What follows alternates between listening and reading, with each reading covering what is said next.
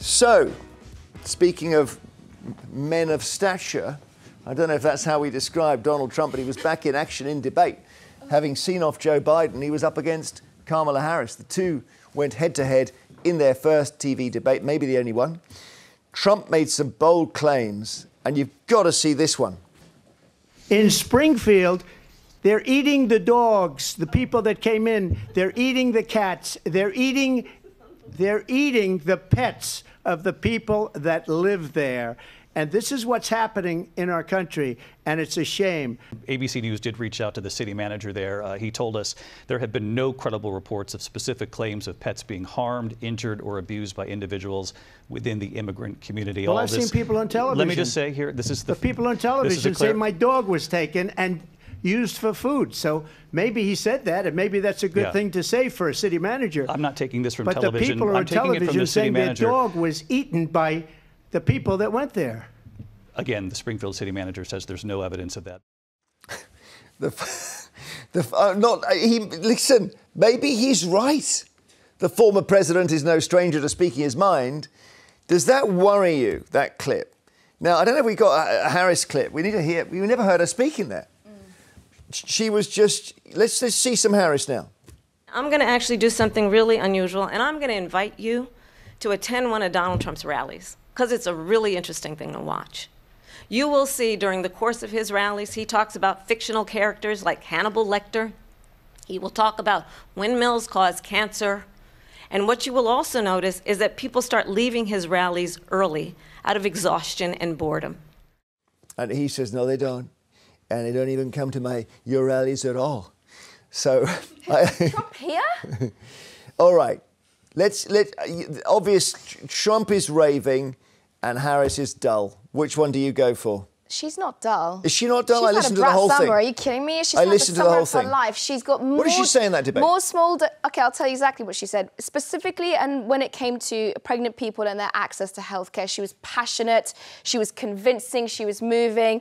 The fact that Trump called women who seek an abortion, he called it an execution. Her remarks and her retort to that was absolutely on point. I'll tell you what, I think we find it boring in comparison to what is the equivalent of your nutty, kooky, slightly senile uncle spouting stuff at 10 p.m. on Facebook. Compared to that, yeah, she's boring. Okay, that's a good point. Anyone would be boring compared maybe to that. that's the point. She's a regular politician. Correct. Carole, and Trump isn't. She's a totally ineffective politician. She was vice president for 4 years and achieved a sum total of absolutely nothing. I don't think I heard her voice in the previous 4 years. I don't think I ever heard her speak anywhere. Well, there's a reason for that. And, you know, the people who've worked with her, you know, people who've worked in the White House with her, you know, reports came out recently of them saying that she's just not very good. They accused her of being lazy. She just doesn't put in the work. There are lots of other complaints about her. But, you know, everywhere she goes now, she has to have people with her. She will not do, that's the first thing she's actually done on her own. Now, that worries me, that she's briefed whatever she said about abortion. She's briefed to hell and back on that stuff. You know, that's not coming out of her head. And the reason that she sounds boring when she talks is because she can't do it off the top of her head. She doesn't believe it. She's not passionate. She had some good lines. You know, she said he was writing love letters to Kim Jong-il. But they were written. Kim Il-jong, but it's written though. She didn't come out of that. Kim Jong-un. You know the speechwriters there. At least he's one of the. She wasn't looking down. I watched. She didn't look down much. Well, she's learned it. Well, but that's not bad. And she's probably got autocue, Jeremy, as you well know. No, she's not got autocue. Oh, yes, they have it. I'm sorry, but I think Kamala Harris says, you know, whatever you say about what's happening, and yes, he is a bit of a lunatic. I get all of that. However, her momentum now has stalled. She had a big momentum after Biden stepped down. They are almost neck and neck now. There's a couple of points between them. Certain states, he's way ahead of her, and vice versa. Could it be? But can let Nelufar come in. Would it be important to mention that this woman became the presidential nominee from a standing still? She's had to get up to this level. She was vice president. She's had less time of all the yeah, but she didn't have a campaign. She didn't have 100 people writing her speeches back then. She was very much the vice president. I want to. That's my point. Really, really important.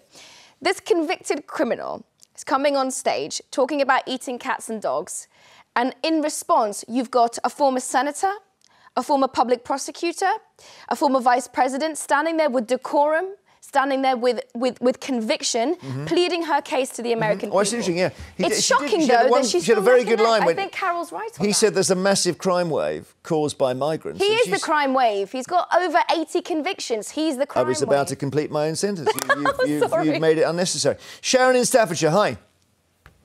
Good morning, all. Now, I love Carole to bits, but unfortunately, Carole, I disagree with you today. I'm sorry to say. Listen, darling, you're entitled to. It's not a rule you have to. It's within the rules. I watched that presidential debate from start to end because my family live in America, and I think Camilla did a fantastic job. She was patient, she was cool, and Donald Trump, I think he's an embarrassment, to be honest. He lies about things because about that race issue, denying it yesterday, but he did because I heard him say it myself. Now, America, if he gets in, will be worse than our country, to be honest. It really will. So this is just to be clear on the race thing, Sharon, just to explain. He was asked at a conference of black journalists what he thinks of Kamala, and he said, you know, the thing that puzzles him is that she only recently became black. And she was Indian, and then she became black. And that's caused a lot of offence, Sharon. Yes, I'm sure it would, because my family live in America. They're Chinese, they're Caribbean, they're mixed. So I feel offended by what he says. I really do. It was a weird... And Carole, it came up... So the interviewers asked him about it. He then said last night, look, I don't care if she's black or Indian. All I was pointing out that she seemed to change. And she said, this is nuts. Changed, Jeremy? Where has she changed? Well, I don't know. I mean, he says she's changed the way she identifies racially, and I haven't been following it closely enough. I don't know if she has or not. He now says he doesn't care. Carole. I think the sad thing is that, Sharon, you know, I'm not a Trump fan, but I'm certainly not a Harris fan either. I don't think she's good enough to be president. I think a lot of people will vote for her because it's anyone but Trump. But that doesn't mean she's going to make a good president. And I don't think she's smart enough to be president. I don't think she's instinctive enough. She had 4 years to prove herself as VP, and she did nothing. Absolutely nothing. If you want, you were asking earlier, Jeremy, like what did she say or how was she present? If you just watch her facial expressions as Trump talks, she let him dig himself a grave. And I think the advice that she would have taken by her, that's exaczly right. Let him dig the grave. Let him talking about eating cats. Did you notice that he said at one point, I took a bullet to the head because of the way you talk about me? Yeah. That was quite powerful. Well, and it's not entirely not true. You can't blame her, but the bottom line is we know what abuse spawns, but the bottom line is, if she's that good, why is she not miles ahead in the polls? I think because she's not, and she won't. All right, let's get another call. Hang on. Michael in Hull, hello. Hello. Oh, hi. How are you? I'm all right. How are you today? Did you see the debate at all, or just our clips?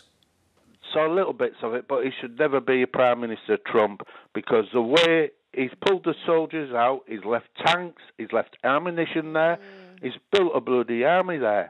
Hang on. What are we're talking about Afghanistan. $1 trillion. Yeah. Wait a minute, that wasn't him, that Michael. Wasn't him. You're arguing against yourself here. That was under Biden. That's Biden. Can I come in, No, Michael? just let him answer. Trump pulled them out. Sorry, Michael. I thought Trump had said that he wants the soldiers back up. The fall of Kabul to the Taliban was under Biden. So I think what Michael, I don't want to tell you what you're thinking, but from my understanding, President Trump announced the withdrawal and announced the date, and President Biden went through with Trump's plan. All right, That's and exactly it was chaotic and it caused... I don't mean to interrupt, Jeremy. No, fine, but I just wanted Michael to answer. Michael, anyway, whatever. It was a bit of Trump and a bit of Biden. But of course, it was us as well, right? So we had our supposed foreign secretary was on a beach when Kabul fell. And we couldn't get people out. They got a load of dogs out. They didn't get people out. Yes. So you're just blaming everybody, or you're just blaming Trump for it? When Trump was the first person to start it off. He wanted them out. It's true. Yes. He did want them out, Carole. That's a good point Michael's making there. He maybe did, but a politician wanting something and saying he's going to do it is an entirely different thing from doing it. And the way Biden executed it and the speed at which he executed it made it chaos and it put a lot of Afghans in danger, which was catastrophic. They said the other point made by Kamala was that Trump was proposing to have talks with the Taliban at Camp David. Yes. Now, I thought Trump would say, no, I wasn't. Actually, he kind of didn't deny it. And I thought, yeah, I could see Trump doing that. Trump likes to meet with enemies and have a big job of it.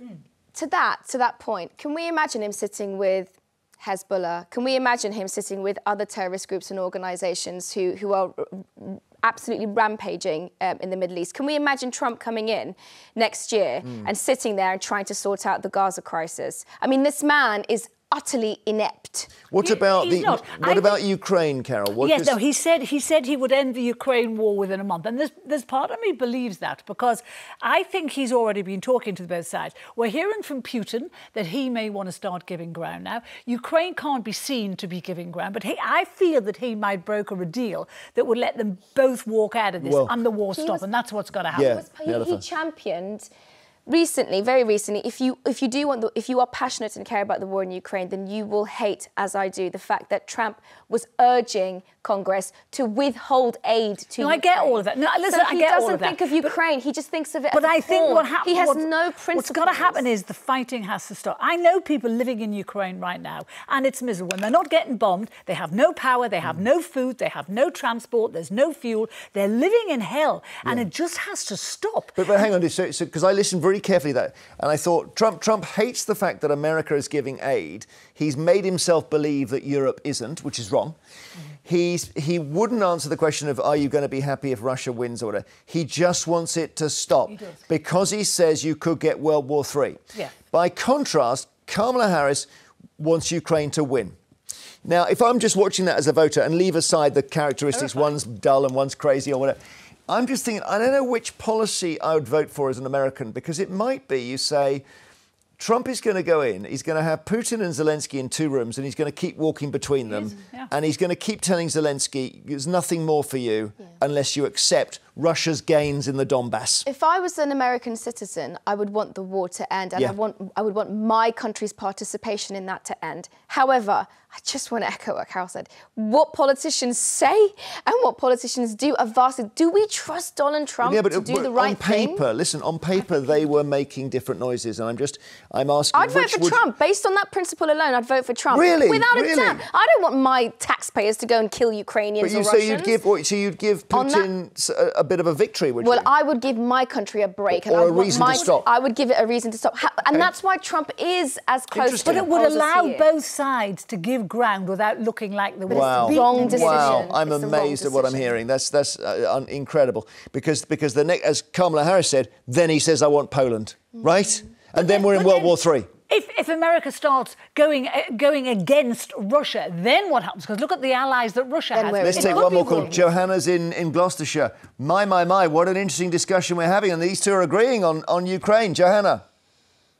Yes, well, I just missed that last bit because I switched the television off. But I think that Donald Trump is a dangerous man. He will do things that we wouldn't want him to do. I think with loads of things, actually. And I watched the whole debate last night, which was extremely interesting. And I think Kamala Harris might be a little bit boring to some extent, but I think it's only the beginning of her time. And I think she defended herself extremely well. I think she'd be 10 times better than Donald Trump, because Donald Trump is just a miserable, vicious person. Thank you, Johanna. Alexander on Facebook, by contrast, says only Trump can restore American pride after the Biden disaster on foreign policy and border control. We had lots of comments on that. It's just so interesting. Watch the clips of the debate. It was quite a lot of fireworks in there.